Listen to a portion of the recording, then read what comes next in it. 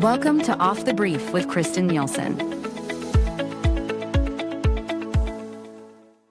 Hi, everybody. Welcome to Off the Brief. We're excited to introduce our guest today, Lindsey Busfield. She's the VP of Optimize My Firm. Lindsey, welcome. Thank you so much for having me. Glad to be here. We're so happy to have you.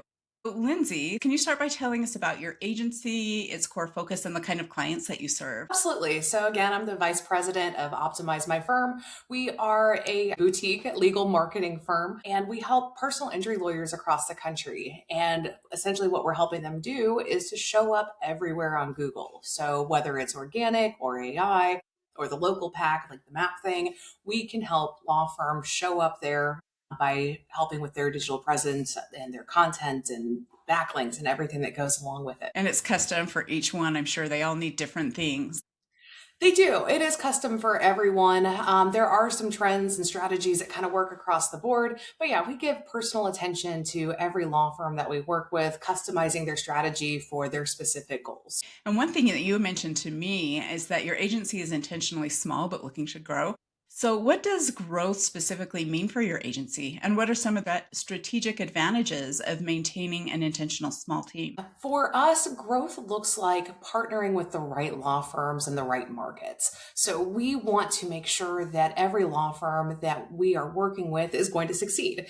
There are a lot of mega agencies out there that are like, yes, we can, promise you first place rankings in Los Angeles for $2,000 a month. No, that's just not going to happen.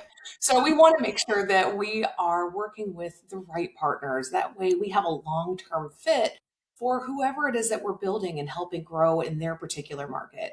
And it's important to us because we are one of the very few agencies that works on a no contract model. So either it's working for our clients and they are thriving and growing, or it's not, and we got to hit the pavement.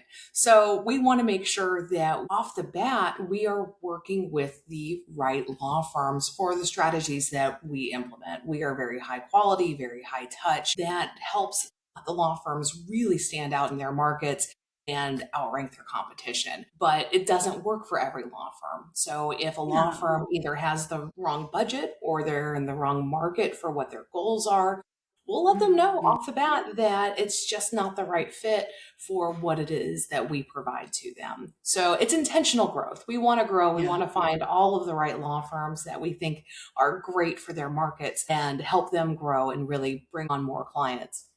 But it's not going to be one size fits all. No, and it's really not. I can see where that strategy helps you to build those closer partnerships that hopefully are longer term and also gives them the confidence that you're in this just as much as they are. The fact that you don't have a contract with them, right? Like they know every month you're in this just as much as they are to make sure that they are successful and grow. Absolutely. And it does take a lot of faith because we are front loading a lot of the work that we're putting in. And so if their website needs a rebuild, redesign, that's something that we're doing at the start, as well as supplementing that with new content that's optimized for the types of cases they want to be taking on and is specific for their geographic market.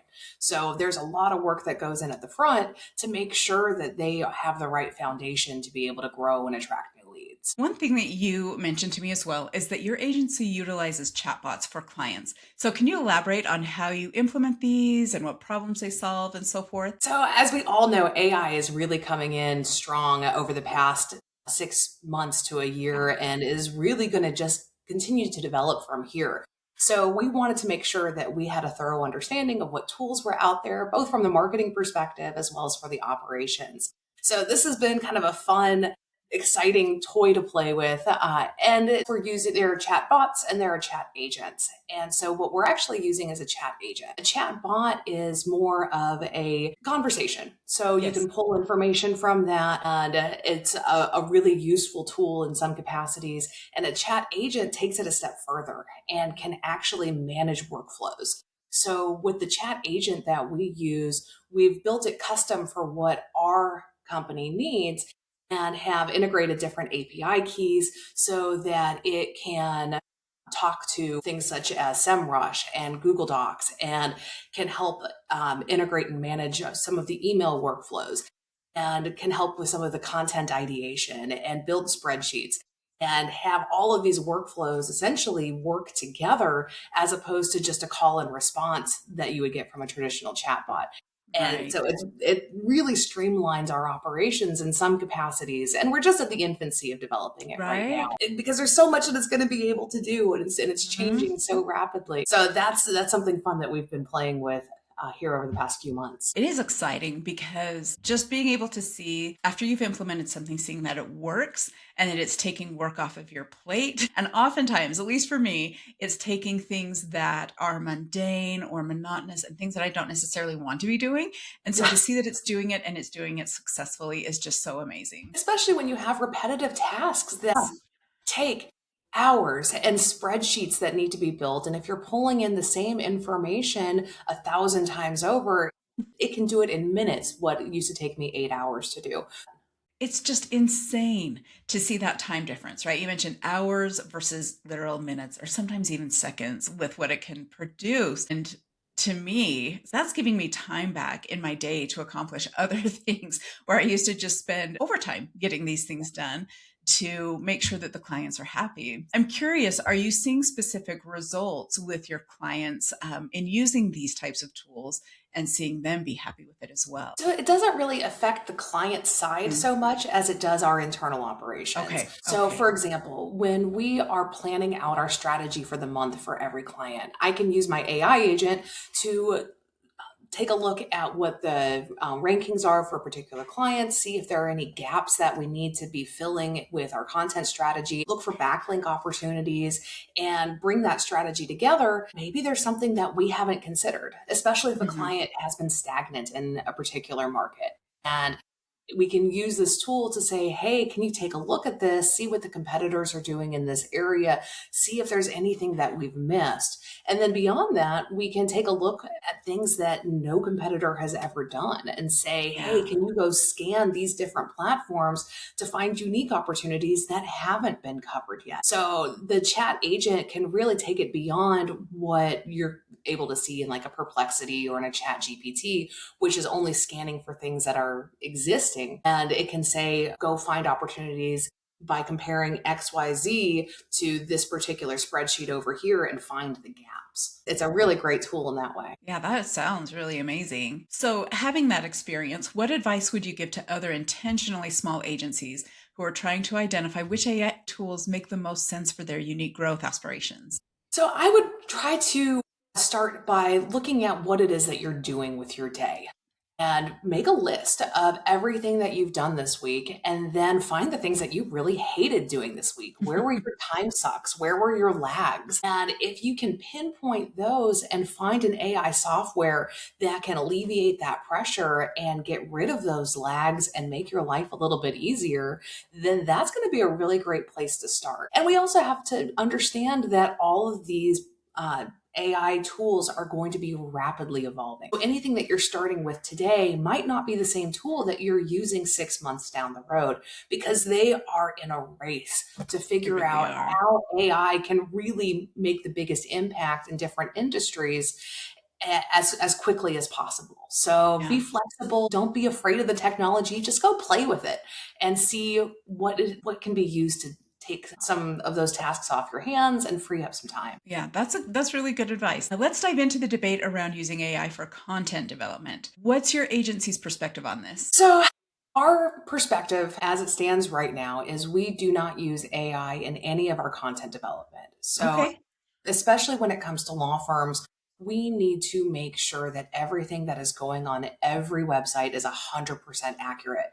And AI is still notorious for hallucinating and generating answers that are just wrong. Again, if this tool is just in its infancy, it's going to be Yeah. rapidly developing. But right now, it's just not the time to take a risk with that piece of the development. And at least when it comes to writing and developing the content that is being Right. published on the pages. AI can still be used as a great tool for content idea generation, Yeah. and we encourage that, especially when we are trying to find the unique content that hasn't been written. And it can also be used to help dive into the mindset of who the reader is for the particular type of content and come up with what words might resonate better with a particular demographic, whether they are looking for example, if there is a page on a website that is about motorcycle accidents, it Mhm. might need to be written a different way than if it is a fatal motorcycle accident and the family's reading it versus somebody who is recovering from their own injuries. So using AI to really dive into the mindset of the reader can help develop the tone and empathy behind the content, even if it's not generating the actual content itself. Yeah, that makes a lot of sense. And based on your description, I have an off the cuff question for you.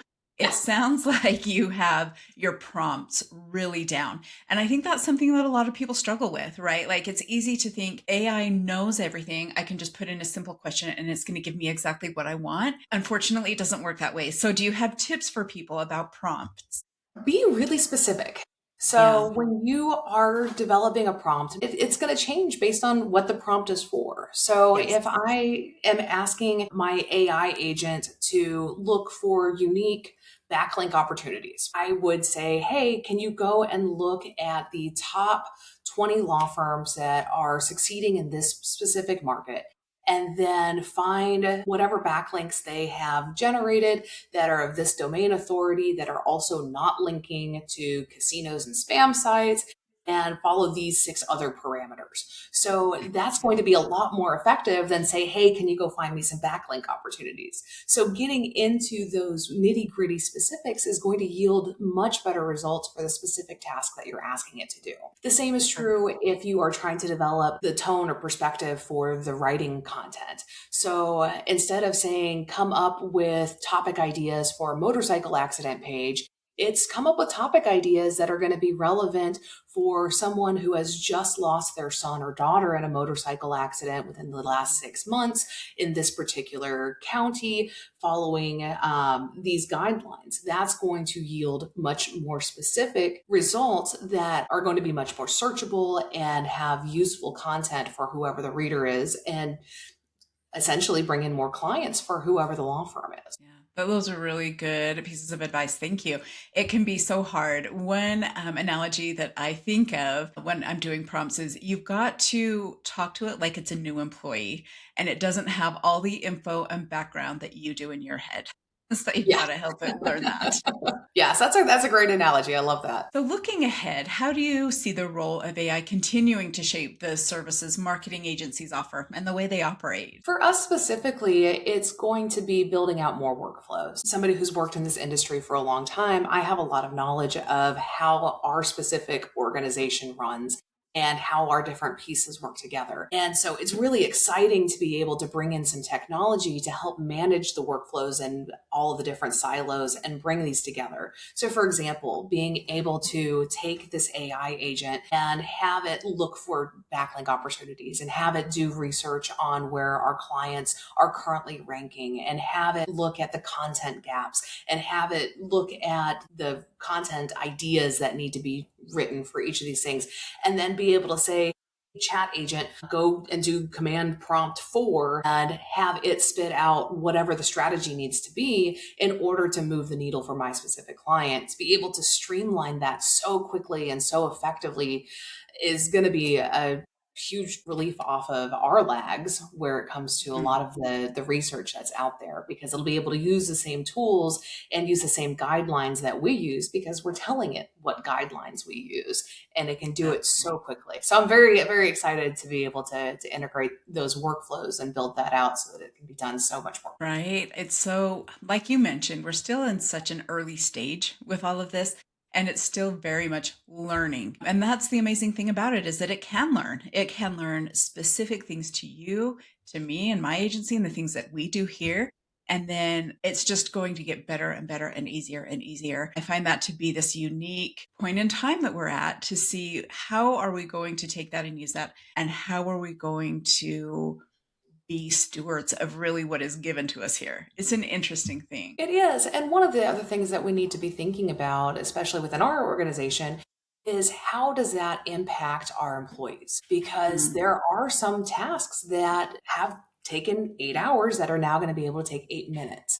So Yeah. we need to be able to train our employees to be able to manage these workflows as opposed to being replaced by them. So that's one of the Absolutely. big things that we're also looking at internally is what training needs to be happening internally because we don't want to get rid of anybody. We aren't looking to No. replace people in our organization. We're trying to grow and use this tool to help take us to the next level. So as you are playing with these AI agents and AI tools, also be mindful of how to train your existing employees and new employees in a way that is going to synchronize these efforts and grow and expand rapidly as opposed to just staying at a level playing field, except for now you have a robot. Absolutely. And I think that there is a lot of fear around that, especially, let's say, from an employee perspective, because we've seen some of these big companies, not necessarily agencies, but big companies betting big on AI. And sometimes it's working and sometimes it's not, but people are out of jobs. And Yeah. so I would like to pick your brain a bit. What type of advice would you give for an employee level person who maybe they're not being trained? Maybe their company is not being proactive about that. What can they do to maybe future proof themselves a bit when it comes to AI? What I would tell people is to go play with the software. There are a lot of free versions of everything that's out there. So the more you can understand how it works and what functions it can perform, and again, learn how to manage the workflows as opposed to be replaced by them. So Yes. if you can build a workflow that essentially has been doing the same task that you've been doing, but you are the one who is developing it and managing it and figuring out new applications for it, then you become the manager of this process as opposed to the employee who's being replaced by it. So learning the software, but also learning some project management skills. Yeah. And there are a lot of free resources out there that are going to be helpful for that. And whether it is learning how